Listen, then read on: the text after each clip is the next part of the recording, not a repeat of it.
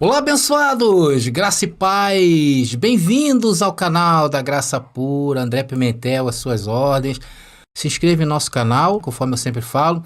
Deixa o seu like, isso é muito importante. Ou já deixa o seu like, comentem à vontade. E se você amar essa mensagem, compartilhe. E se você quiser que o YouTube te avise, é só você tocar aí esse sininho que o YouTube vai te avisar. Bom, meus amados irmãos, então, vamos à mensagem de hoje, uma mensagem que tem um tema tremendo, né? Vamos falar mais uma vez sobre a parousia de Jesus, né? Vamos mostrar evidências históricas da segunda vinda de Cristo. Uma das formas que o cristianismo tradicional tem de refutar o que falamos é dizer que não existem evidências na história de que a vinda de Cristo tenha sido realmente um fato acontecido no ano 70. Porque eles esperam, de certa forma, tudo de forma visível. Eles esperam que todos aqueles acontecimentos, o raio que sai do ocidente, mostra até o oriente, os mortos sendo ressuscitados, as tumbas se abrindo, a grande tribulação, a besta em ação no mundo, o chip na cara das pessoas, enfim, tudo isso que o sistema religioso construiu ao longo desses anos para driblar o ano 70. Então eles esperam a segunda vinda de Cristo dessa forma, de forma visível. E nós aqui deste canal, nós temos mostrado em vários vídeos vários fatos históricos que comprovam que há evidência sim. Então a proposta dessa mensagem é mais uma vez mostrar a vocês fatos históricos que comprovam a vinda de Jesus. Vocês estão preparados? Vem para a graça que eu te explico. Agora é a hora da palavra. Então, baseado nesses tipos de pensamentos persuasivos do cristianismo tradicional, a minha função hoje aqui com vocês é mostrar fatos históricos que aconteceram e precederam o ano 70. Então, antes de entrar no fato histórico, eu vou apresentar para vocês, e eu quero ler lá em Apocalipse. Vamos ler Apocalipse capítulo 19, versículo 11 e 14, na versão do Novo Testamento Receptus, tá legal? Nós vamos ler esse fato e depois eu vou mostrar o que aconteceu na história para evidenciar esse fato de Apocalipse. Vamos ler Apocalipse capítulo 19, versículo 11 e 14, que diz: E vi o céu aberto, e eis um cavalo branco, e o que estava montado nele chama-se Fiel e Verdadeiro, e com justiça julga e peleja. E os seus olhos são como flocos, tá? Na versão Receptus é flocos, que são chamas de fogo, um brilho. E em sua cabeça há muitos diademas, com um nome escrito nele, ninguém menos que ele sabe. No caso, que ele mesmo, somente o Senhor que sabe. E vestido com uma roupa vestida de sangue, e seu nome é chamado a Palavra de Deus. E os exércitos no céu o seguem em cavalos brancos, vestidos de branco, carmesim e puro. Então, abençoados, esse foi um fato que João narrou, né? Isso aí foi um fato que João narrou em Apocalipse. E nós vamos ver fatos históricos que comprovam de pessoas que viram acontecimentos parecidos naquele dia. Vamos então, primeiramente, ao historiador Flávio Joséfo. E quem foi Flávio Joséfo, André? Me fala um pouquinho aí de Flávio Joséfo, que você sempre fala isso aí. Quem foi esse aí? Queridos, Flávio Joséfo foi um historiador que viveu nestes dias da queda do Templo de Jerusalém. Ele nasceu em 37 d.C., atravessou o ano 70 e morreu no ano 100 d.C. Ele morreu com 63 anos. Veja o que ele escreveu em seu livro, A História dos Hebreus. Vamos ler junto que eu separei esse texto aqui para vocês. Vamos ver o que Flávio Joséfo testemunhou acerca, que nós vamos linkar com o Apocalipse que nós lemos. Está escrito ali: Um pouco depois da festa, a 27 de maio, aconteceu uma coisa que eu temeria relatar. De medo que a tomassem por uma fábula. Ou seja, ele estava assim, será que isso que eu vou falar as pessoas não vão interpretar como uma fábula? Se pessoas que também a viram ainda não estivessem vivas, e se as desgraças que lhe seguiriam não tivessem confirmado a sua veracidade, antes do nascer do sol, viram-se no ar, em toda aquela região, carros cheios de homens armados, atravessar as nuvens e se espalharem pelas cidades, como para cercá-las. A história dos Hebreus, livro 6º, seção 31, capítulo 1465. Meus queridos, é só vocês fazerem uma pesquisa sobre esse livro, a história dos Hebreus, nessa parte aí, e vocês verão esse incrível relato de Flávio Josefo que ocorreu ali pouco antes do ano 70. É um relato sensacional. Quem lê esses relatos aí isolados não tem a compreensão que nós estamos mostrando a vocês nessa mensagem.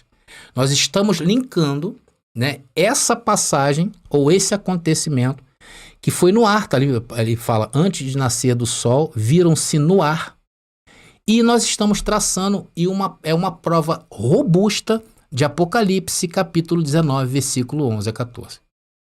E contra fatos não há argumentos. É isso que nós estamos mostrando a vocês. Só uma notinha aqui importante, tá bom, queridos?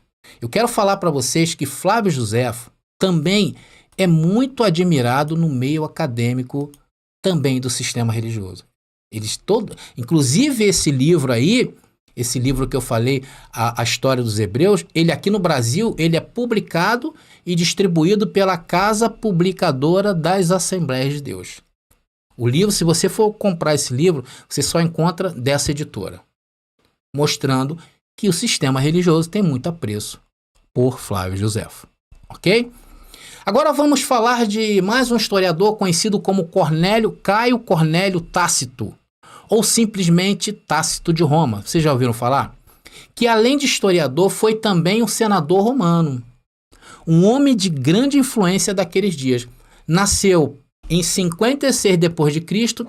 e morreu por volta do ano 117 d.C. E ele também mencionou a mesma visão no seu livro, o livro chamado Anais. Ele escreve o seguinte, e eu separei para vocês também essa parte do livro, que foi uma pequena parte que ele fez essa referência aí. Diz, no céu apareceu uma visão de um conflito de armaduras reluzentes. E nós estamos linkando isso aí com Apocalipse capítulo 19. Ok, abençoados? Então falamos de Flávio Josefo, falamos também de Tácito Roma, e agora eu vou mostrar para vocês um outro historiador também, não menos famoso do que os outros, chamado Hegésipo. Já ouviram falar de Hegésipo? Hegésipo foi um cronista, né? Que durante o cristianismo primitivo, né, ele foi um cronista durante o período ali da primeira igreja. Ele era um judeu cristão, né? Ele era um judeu e se converteu ao cristianismo. E não se sabe ao certo o seu nascimento nem a sua morte. O fato é que o próprio Eusébio de Cesareia, também que é outro historiador da época, ele foi muito celebrado por Eusébio de Cesareia. E ele descreveu a mesma visão, veja aí, no seu livro Crônicas de Hegésipo, tá? Que está contido no livro A História Eclesiástica de Eusébio de Cesareia. Vamos acompanhar um relato desse irmão aí. Tá aí. Tá aí. Uma certa figura apareceu de tamanho surpreendente, que muitos viram exatamente como os livros dos judeus relataram que antes do pôr do sol foi subitamente visto nas nuvens carros e soldados com armaduras sobre todas as cidades da Judéia. Crônicas de Hegésipo, no livro A História Eclesiástica de Eusébio de Cesareia. Então, queridos, esses 3 relatos que eu trouxe para vocês, esses 3 relatos históricos que a história ela diz que aconteceu, esteve escrito nesses livros por pessoas que presenciaram tudo isso.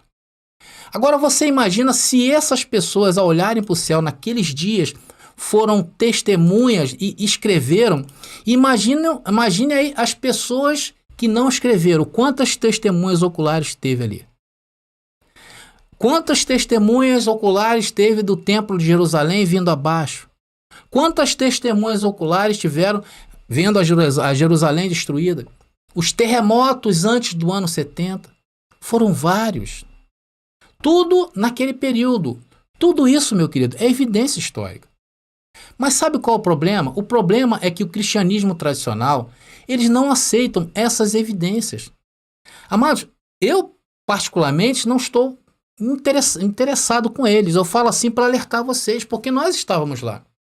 Eu sei é que hoje Deus está iluminando um povo para percepções espirituais. E aí quando você passa a pensar fora da caixinha, quando você começa a se perceber espiritualmente, quando você passa a perceber que o teu espírito está vivo, aí você começa a entender tudinho, não somente sobre o contexto da graça, como também o contexto da parousia de Jesus. Agora, o futurismo é que sai totalmente do contexto bíblico. É por isso que no meio deles, eles distratam tanto a Bíblia, não é verdade? Eles, já viu? Eles carregam a Bíblia para todos os lados, né? Debaixo do braço, da mão. Eles carregam a Bíblia, porém não leem. A verdade é que a grande maioria não lê. E os poucos que leem não sabem perceber isto. Por que não sabem perceber? Porque não tem percepção espiritual que você tem. Não adianta, meu querido, pegar a Bíblia e ler. Não adianta. Não vai entender se não tiver com os olhos iluminados. E uma das coisas que atestam isso que falamos e podemos afirmar ser verdade são os livros do Novo Testamento. Todos eles foram escritos antes do ano 70. Todos os livros foram escritos antes do ano 70 depois de Cristo. Agora vamos ler um outro versículo também, se encontra em 2 Tessalonicenses, segunda carta de Paulo aos Tessalonicenses, capítulo 1, do versículo 7 ao 10. Lembrando que essa carta foi escrita antes do ano 70. Então é mais um texto que fala também dessa visão aí de Apocalipse, né? E que tá dentro do contexto ali dos historiadores que eu passei para vocês. E tá ali. E consola os que choram conosco na revelação do Senhor Jesus do céu, com os anjos do seu poder em chama de fogo, dando vingança aos que não veem a Deus e aos que não obedecem ao evangelho de nosso Senhor Jesus Cristo. Esse texto fala, está linkado com o Apocalipse. Está dizendo Jesus do céu e com os anjos em poder com chamas de fogo. Aí vem os refutadores, que geralmente são refutadores de redes sociais, dizer que o preterismo, aquilo que pregamos, é uma doutrina vazia. É uma doutrina que não há argumento bíblico. Como é que não? Quem são os argumentos vazios aí no contexto? Não somos nós. Muito pelo contrário, nós estamos bem acompanhados, né, abençoado? Estamos no contexto de Jesus. Eles não estão no contexto de Jesus. Porque Jesus falou que seria para aquela geração. Então, agora deixa eu te fazer uma pergunta interessante. Deixa eu voltar aqui com a minha imagem. E eu vou fazer uma pergunta para você bastante interessante, tá? Você sabe por que aquela geração de judeus da época de Jesus foi a pior de todas as gerações dentro de Israel? Sabe por quê? Porque foi a geração que rejeitou o Messias prometido. E além de rejeitar, ainda mataram. E por castigo, sofreram a ira de Deus. Não houve pior geração do que essa. O que eles esperavam naqueles dias? Esperavam o Messias, como até hoje muitos esperam. Esperavam o Messias como o rei Davi, um homem de batalha, um homem sanguinário, um homem guerreiro. E quando viram Jesus, não creram nele. E a consequência disto foi o quê? Foi a parousia de Jesus, a troca de aliança no mundo daqueles dias. Alguns foram mortos antes do ano 70, não é verdade? E os que ficaram vivos foram juntamente ressuscitados com eles, porque o efeito foi para todos, abrangeu a todos. E os que nasceriam depois do ano 70, André, estes já nasceriam com seus espíritos vivificados. Mas uma coisa é você se perceber espiritualmente, porque ter espírito vivificado ou saber que o espírito está vivificado é ter essa percepção. E a primeira coisa que essa percepção espiritual nos mostra é que o sistema religioso está todo errado. Estão entendendo? Então, meus queridos, a verdade é que hoje nós temos materiais históricos que atestam o que aconteceu naquela época. E estamos vendo alguns nessa mensagem. Porém, o fato é que muita coisa se perdeu naqueles dias. Muitos relatos históricos, muitos livros foram queimados num grande incêndio que houve na maior biblioteca do mundo daqueles dias, que ficava na cidade de Alexandria. Tudo foi destruído nessa biblioteca. por um incêndio ali no volta do ano de 391 depois de Cristo. Muita coisa se perdeu do mundo antigo. Ali naquela biblioteca poderiam conter mais relatos que nos ajudariam a entender melhor a própria Escritura e melhorar a nossa perspectiva espiritual. E isso acabou criando o quê? Uma lacuna. Inclusive, até mesmo hoje, para o sistema religioso, existe essa dificuldade de entendimento. Porque eles, para acreditar na vinda de Jesus, eles creem que tudo isso se dará no campo visível. Foi igual fizeram com Jesus, não é verdade? Se por um lado rejeitaram Jesus olhar Jesus pela fraqueza, eles olharam Jesus pela fraqueza da carne, eles condenaram ali e disseram que Jesus não era o Messias. Da mesma maneira, eles falam que nossos argumentos são argumentos fortes e eles rejeitam que Jesus, o Messias, veio no ano 70 e estabeleceu o seu reino.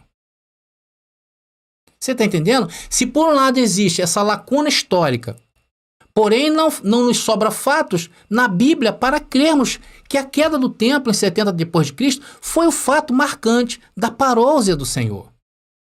Primeiro, por contextualizar com o período que o próprio Senhor Jesus, eu tenho falado isso, cravou naqueles dias, que seria para aquela geração, conforme denota Mateus 24, 34. E depois, a própria queda do templo profetizado em Mateus capítulo 24, agora no versículo 2. Então, abençoados, eu selecionei aqui nesta mensagem alguns textos, alguns versículos que nos ajudam a compreender que aquilo que afirmamos está dentro da Bíblia, por causa do contexto envolvido nessas passagens. Vamos ler qual é? A gente não é novidade para vocês, mas vamos, dentro desse contexto dessa mensagem, ela vai cair como uma luva. Primeiro está lá em Mateus capítulo 16, versículo 28. Mateus capítulo 16, versículo 28, que diz: Em verdade vos digo que sois 150, que não provarão a morte até que vejam o Filho do Homem vindo em seu reino. Amados, nós estamos usando a versão Receptus. E nessa versão, ela crava até o número de pessoas. Para você ver como é que esse Novo Testamento, essa versão que eu estou trabalhando nela, olha, abençoado, ela deixa bem claro. Ela é diferente, né? Até mesmo da João Ferreira de Almeida, que nós sempre costumamos mostrar aqui, que ali não aparece quantidade, fala que havia algumas pessoas ali. Mas o fato é a pergunta que fazemos hoje para o sistema religioso, que crê na vinda de Jesus ainda para um futuro que não aconteceu. Onde estão estas 150 pessoas? Quem espera Jesus vir ainda tem que dar conta dessas pessoas. Porque então Jesus mentiu. Se essas pessoas morreram, Jesus mentiu. Cadê? Pergunta ao seu líder onde estão essas pessoas, pergunta ao seu padre, pergunta ao seu pastor. Daí, ele vai dar um rodeio impressionante com você. Se não mandar tu calar tua boca. Mas quando mandar tu calar tua boca, você vai sentir, sabe o quê? Percepção espiritual. Aí você vai ver, esse homem aí não tem percepção espiritual. E se você tem dúvidas se o texto está tratando ou não da vinda de Jesus, veja o verso 27, o verso anterior a esse aí, que eu também destaquei aqui para vocês. Está falando da vinda de Jesus, tá aí, ó. Porque o Filho do Homem vem na glória de seu Pai com seus anjos, e então retribuirá a cada um segundo a sua obra. Tá aí, tem dúvida? Agora vamos ver mais um versículo que questiona esse futurismo da parousia de Jesus. Vamos ver, abençoados? Vamos lá, vamos pedir explicações para ele, né? Eles não falam que Jesus vai vir? Está lá em Atos capítulo 1, 11. Olha, abençoado, esse texto eu não vou nem ler na versão Receptus, tá bom? Porque na versão Receptus não mostra nada disso aí. Vamos no viés deles, né? Vamos na versão João Ferreira de Almeida, Almeida Revista e Atualizada, de Atos capítulo 1, versículo 11, que diz: Eles disseram, varões galileus, por que estás olhando para as alturas? Esse Jesus que dentre vós foi assunto ao céu, virá do modo como viste subir. Bom, se Jesus ainda não veio, onde estão esses homens aí, esses varões galileus? Será que eles estão aí na sua igreja, abençoado? Você aí que me critica tanto, pode ser que esteja na sua igreja, né? Fazendo corrente aí de 7 semanas. Será? Tá entendendo, abençoado? A conta não fecha? Cadê esses homens? Se o que falamos é mentira e o que eles falam é verdade, onde estão essas pessoas? Meus queridos, o próprio apóstolo João, que escreveu o Apocalipse, antes do ano 70, diga-se de passagem, o Senhor havia prometido a ele que ele não conheceria a morte antes da vinda de Jesus, antes da sua parousia. Ah, André, onde está isso? João capítulo 21, versículo 21 e 22, e vamos ler. E diz: Vendo-o, pois, Pedro perguntou a Jesus, e quanto a este? Direcionando para João. Respondeu-lhe Jesus, se eu quero que ele permaneça até que eu venha, que te importa? Quanto a ti, segue-me. Aqui Jesus ressuscitado aparece aos discípulos e faz suas considerações finais. E Pedro pergunta a João, e quanto a ele, e quanto a João. Então Jesus diz, eu quero que ele fique vivo até que eu venha. Isso te incomoda, Pedro? Isso te importa? Isso te interessa, Pedro? Meus amados irmãos, se isso aí é uma verdade, se Jesus falou a verdade e não veio, onde está João agora? Me mostra aí. Amados, é claro que existem outros tantos versículos, como lá em Apocalipse, que ele fala sobre os soldados romanos, que também estariam vivos. Ou seja, são muitas referências. Será que isso não é o suficiente? E a derrubada do templo? E os terremotos que aconteceram ali antes do ano 70, registrados pela história. O grande eclipse que houve. E a fome. E a peste. E a grande guerra. E o povo que não podia comprar nem vender. Houve esse tempo naquela época. Tudo isso antecedeu a queda do templo. Isso não é suficiente? Agora, tem que ser uma pessoa muito indisciplinada, biblicamente falando, que insiste em dizer que Jesus ainda virá. Se ele ainda virá, não está na Bíblia. Me mostra de qual livro, meu irmão, você retirou isso. Se você diz que Jesus vai vir, fala de uma terceira vinda. Isso aí a Bíblia não fala. Nem existe termo para isso. Então, queridos, a conta não fecha. O que nós fizemos? Nós não nos acomodamos com os achismos que encontramos no sistema religioso. Fomos lá questionar. Daí o Senhor renovou o nosso entendimento. Daí o Senhor nos revelou a sua graça.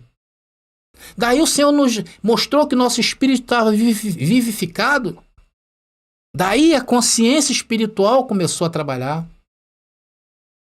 E olha, abençoado, o teu espírito, ele sabe todas as coisas. Ele discerne tudo. E de ninguém é discernido. O teu espírito sabe todas as coisas. Só que é bem limitado no plano aqui. O nosso espírito está limitado pela carne. Hoje a nossa carne, ela tem mais urgência do que as coisas do espírito. Mas é o espírito que sabe tudo. O espírito sabe todas as coisas, até o dia da morte. Só que ele está limitado nessa carne. Então ele nos revelou a sua graça. O que nós fizemos? Saímos desse sistema, porque pensar na caixinha religiosa é pensar como morto. E o que encontramos? Um Deus vivo que está em nós, é por nós. Agora o Senhor está nos revelando que a sua vinda de maneira gloriosa, e estamos batendo insistentemente nesta tecla. E o que fizemos? Respeitamos o que Jesus falou, que seria para aquela geração, e fomos atrás de evidências na história, e nós encontramos, glória a Deus por isso, e hoje glorificamos ao Senhor, porque cremos em sua verdade, temos percepções espirituais, meu querido, isso não é para qualquer um. Na nossa mente não ficou pedra sobre pedra que não fosse retirada do sistema religioso para que pudéssemos entender a sua glória. E hoje nós entendemos a sua glória. Hoje nós regozijamos no Senhor porque estamos no seu reino. Sabemos que estamos e usufruímos disto. Ah, André, você tem a vida aí maravilhosa? Não, pessoal, ninguém está falando por isso. É por fé. No reino se entra por fé.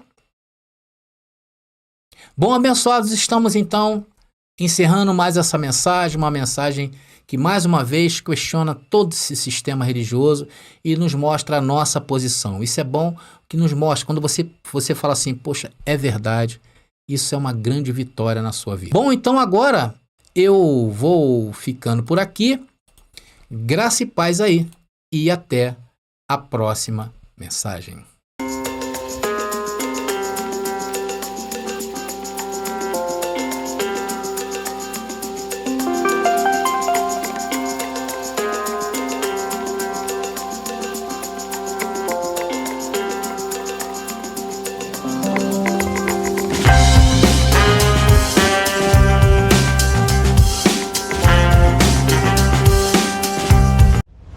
Você pediu nossos estudos em apostilas? Já chegaram e estão disponíveis. Elas estão divididas em 10 temas com referências, esboços e comentários. Ideal para quem quer ensinar em família, em reuniões ou mesmo para quem deseja abrir um canal no YouTube. Faça contato agora mesmo pelo nosso WhatsApp 21 979 87 46 68 21 979 87 46 68. Nossas apostilas foram feitas para você ensinar com qualidade e harmonia com a palavra.